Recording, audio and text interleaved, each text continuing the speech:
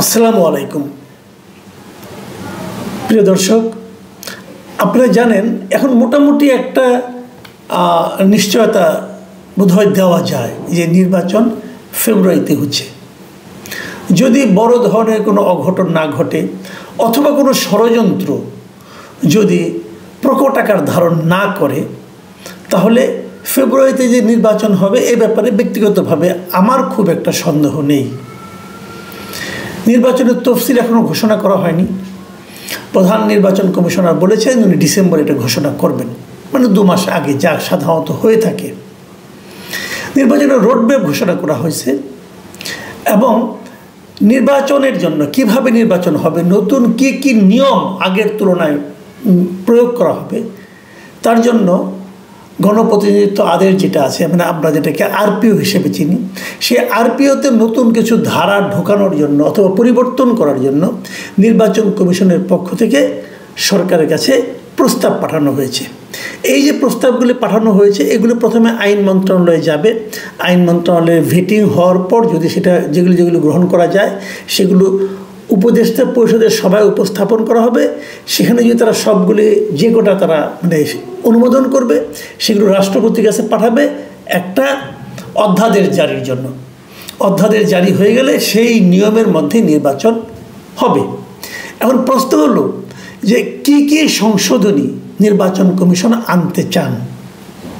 সেখানে অনেকগুলো জিনিস তারা আনতে চান, প্রায় 40-44টার মতো সংশোধনী প্রস্তাব তারা দিয়েছেন। তো সবগুলো নিয়ে আলোচনা করা যাবে না, আমি 2-1টা বিষয় নিয়ে আলোচনা করব, খুব বেশি না। আমি তবে সংক্ষেপে কিছু বলে নিই আপনাদেরকে কয়েকটা প্রস্তাব সম্পর্কে। যেমন আগে জামানত ছিল 20,000 টাকা, সেই জামানত বাড়িয়ে করা হয়েছে 50,000 টাকা। তারপরে আগে অনলাইনে মনোনয়নপত্র জমা দেওয়া যেত, এখন সেটা করা যাবে না, মানে আপনাকে ফিজিক্যালি যে হাজির হয়ে মনোনয়নপত্র জমা দিতে হবে। এতে কিন্তু সংঘাত বাড়বে।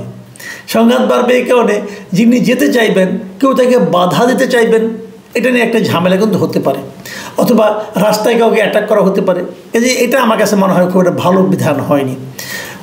যেটা নাকি জামানত যেটা বাড়ানো হয়েছে ওটাও আমার কাছে পছন্দ হয়নি। জামানত 50,000 টাকা করতে হবে কেন? এটা তো কোনো প্রয়োজন নেই। আবার নির্বাচনী ব্যয়, এই ব্যয়টাও আমার কাছে মনে হয়েছে বাড়ানো হয়েছে এই কারণে ওরা ধরে বলেছেন যে প্রতি ভোটারের জন্য 10 টাকা হারে আপনি নির্বাচনী ব্যয় করতে পারবেন।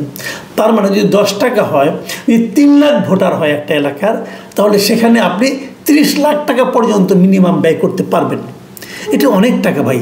তাহলে এতে হচ্ছে কি কেবল ধনীরাই প্রার্থী হতে পারবে, গরিবদের আর নির্বাচন করার শখ থাকলেও কাজ হবে না। তো এইগুলি ভালো না, আমার কাছে এগুলো পছন্দ হয়নি।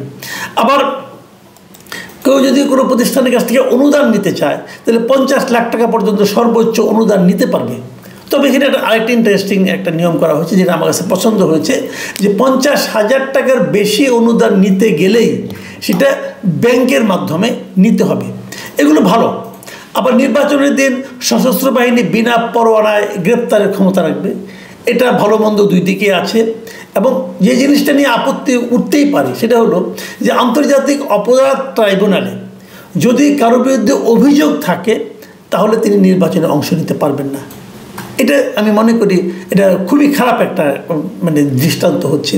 কারণ এই মুহূর্তে আন্তর্জাতিক অপরাধ ট্রাইব্যুনালে যদি কারোর নামে অভিযোগ থাকে, সেই অভিযোগ তো প্রমাণ হতে হবে। অভিযোগ থাকা মানেই যে সে অপরাধী তা কিন্তু নয়। অভিযোগ অনেকের বিরুদ্ধে থাকতে পারে, যদি অভিযোগ থাকা মানেই অপরাধী হয় তাহলে তো বিচারের কোনো দরকার পড়ে না, তাহলে তার শাস্তি দিয়ে দিলেই হয়। কাজেই অভিযোগ থাকলেই সে নির্বাচনে অংশ নিতে পারবে না, এই জিনিসটা আমার কাছে মনে হয়েছে যে এটা একদমই একটা মানে মূর্খতা মিশ্রিত একটা সিদ্ধান্ত বলে আমি মনে করি। আবার আরেকটা বলেছে যে ফেরারি আসামিদের নির্বাচনে অযোগ্য ঘোষণা করতে হবে। এটা আমার কাছে মোটামুটি গ্রহণযোগ্য মনে হয়েছে। ফেরারি আসামি বলতে কি, মনে করেন কারোর বিরুদ্ধে অভিযোগ আছে, কোনো মামলা আছে, সেই মামলায় একটা চার্জশিট দিয়েছে পুলিশ চার্জশিট দেওয়ার পর আদালত তাকে হাজির হতে বলেছে কিন্তু সে হাজির হয়নি, তাহলে সে ফেরারি আসামি। এবং সেক্ষেত্রে আবার আদালতকে আবার এই ব্যাপারে পত্রিকা বিজ্ঞাপন দেওয়ার কিছু ধাপ আছে। যাক, এগুলি ফেরারি আসামি নির্বাচন করার অধিকার থাকা উচিত না, এটা আমিও মনে করি। ঠিকই আছে। যেটা নিয়ে আমার সবচেয়ে বেশি আপত্তি, যেটা নিয়ে আমি একটু আলোচনা করব, সেটা হলো গিয়ে যে না ভোট। এই নির্বাচনে না ভোট চালু হবে। আমাদের এখানে কিন্তু একসময় না ভোট ছিল 2008 সালে। 2008 সালের নির্বাচনে না ভোটের একটা প্রচলন ছিল। ওই সময় যিনি ইলেকশন কমিশনার ছিলেন যারা, তারা একটা না ভোটের প্রচলন করেছিলেন। না ভোট হলে এরকম, ধরা যাক একটা ব্যালট পেপারে 10 জন প্রার্থী আছে, তো 10 জন প্রার্থী থাকার পর সেখানে আসলে অপশন থাকবে ভোটারের জন্য 11টা।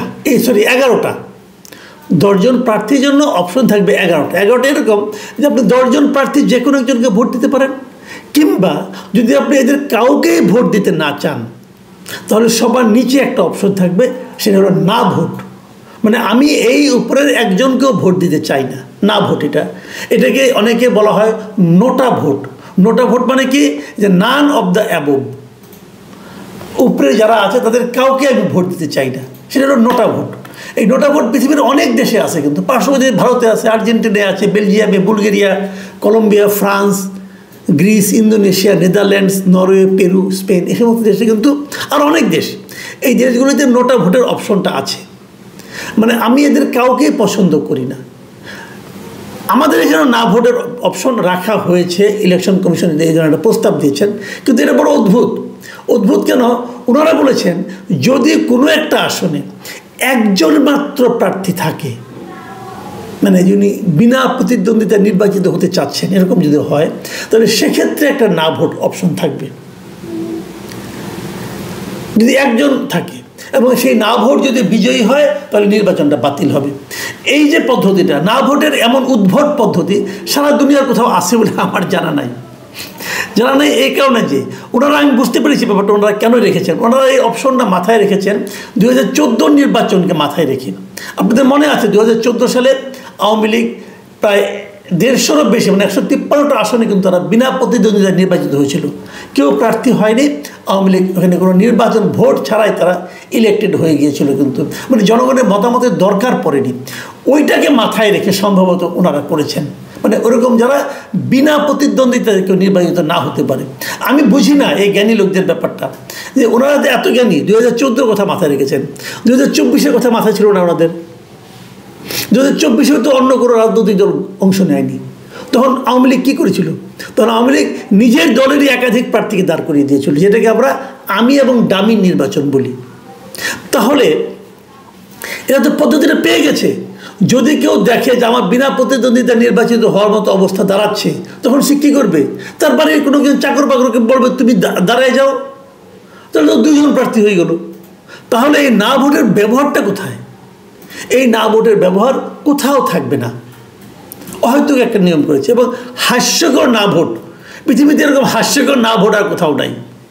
এই নির্বাচন কমিশনার যারা হয়েছেন, ওনাদের আসলে নির্বাচন কমিশন হওয়ার তো কোনো অভিজ্ঞতা নাই। সচিব ছিলেন আগে, এখন অবসর জীবনযাপন করছিলেন, ধরে এনে নির্বাচন কমিশনার বানায় দেওয়া হয়েছে।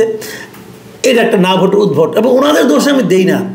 এই কারণে এটা নির্বাচন সংস্কার যে কমিশন ছিল বদিউল আলম মজুমদারের নেতৃত্বে, উনিও আবার বিরাট জ্ঞানী, তো ওনাদের প্রস্তাব এটা ছিল, মানে উদ্ভট প্রস্তাব। আমি মনে করি না ভোটটা সারা দুনিয়ায় যেভাবে আছে সেভাবেই থাকা উচিত। মানে প্রত্যেকটা ব্যালট পেপারে না ভোটের একটা অপশন থাকতে হবে। কিন্তু আমি এটাও নিশ্চিত জানি যে এইবার সেটা তারা বাস্তবায়ন করবে না। কেন করবে না সেটাও বলি। করবে না আওয়ামী লীগের ভয়ে। আওয়ামী লীগের ভয় কীরকম? আওয়ামী লীগ তো নির্বাচন করতে পারবে না। ধরে নিচ্ছি এখন পর্যন্ত যা দেখতেছি আওয়ামী লীগ নির্বাচন করতে পারবে, মানে নৌকা মার্কার কোনো প্রতীকের কোনো ব্যালট পেপারে থাকবে না। তাহলে কী হবে? যারা নৌকা মার্কার প্রার্থী তারা তো নাই ওখানে। তাহলে কিন্তু নৌকার যারা ভোটার আছেন তারা যেহেতু ব্যালট পেপারে নৌকা খুঁজবে, যখন নৌকা না পাবে তখন তারা না মার্কে একটা ভোট দিয়ে আসবে। এবং এটা বাড়তে এমন একটা পর্যায়ে হতে পারে যে কোনো প্রার্থীকে কোনো এলাকায় বেজ্জতি পর্যন্ত হতে পারে। এই ভয়ে আমার ধারণা এটা এবার বাতিল রাখা হয়েছে। আমি যেটা মনে করি যে আপনি যখন একটা আইন করবেন না, সেটা একবারের জন্য আইন করেন না, একবারের কথা বিবেচনা করে আইন করেন না, একটা নির্দিষ্ট দলের সুবিধা অসুবিধার কথা ভেবে আইন করেন না। আইন আইনের মতো চলবে। সেই আইনের কি বাস্তবায়ন হওয়ার পর কি রেজাল্ট আসে এটা দেখে আপনারা বুঝতে পারবেন যে আইনটার ভুল কোথায় হয়েছিল, অথবা বুঝতে পারবেন যে দেশের পলিটিক্যাল সিচুয়েশনটা আসলে কী। আপনারা যদি একটি মাত্র দলকে দূরে রাখার জন্য কাজ করেন, অথবা অন্য কোনো একটা দলকে সুবিধা দেওয়ার জন্য কাজ করেন, তো সেটা আর যাই হোক, সেটা সার্বজনীন আইন হবে না। ঠিক এই জায়গাটাতেই আমার অনুরোধ থাকবে সরকারের প্রতি, এবং সংশ্লিষ্ট ব্যক্তিবর্গের প্রতি যে না ভোটটা আপনারা চালু করুন এবং এটা সকল আসনের জন্য চালু করুন। এরকম বিকলাঙ্গ না ভোট আমরা চাই না। আমরা প্রকৃত অর্থেই নোটা ভোট চাই, মানে নান অব দ্য অ্যাবভ। উপরের কাউকে আমার পছন্দ না হলে আমি যেন একটা ভোট দিতে পারি।